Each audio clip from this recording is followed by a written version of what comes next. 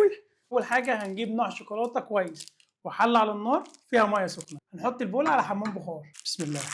ونبدا نكسر ونسيبها 3 4 دقايق لحد ما الشوكولاته تسيح خالص. هنجيب 200 جرام من عين الجمل، نكسره مش نفرمه. مش عارف ليه انا عمال العب بالسكينه وشكلها هتعور.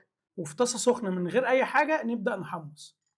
حدوته. نبدا نقلب الشوكولاته. انا عايز الشوكولاته كلها تكون سايحه بالحلاوه دي.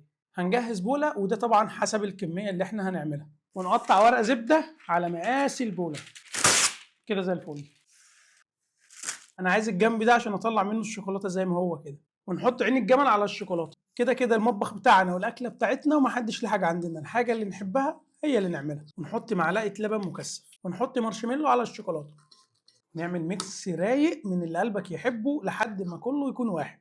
واحده واحده وعلى الهادي يا زبادي. ظهر المعلقه ونبدا نكبس كده. هنحط كام واحده من عين الجمل على الوش لحد ما نخلص الكميه كلها وتطلع معانا بالحلاوه دي. ونطلع بالحلويات دي على التلاجة حوالي ساعه او ساعتين. يلا بينا. وطلعنا الحلويات من التلاجة. الله على الحلاوه، والله العظيم حدوته مدلعكم. حدوته ولا مش حدوته؟ مش بتحب العين الجمل؟ نشيله عادي، كده كده اكلتك ودلعها، بس حط حاجه مكانها.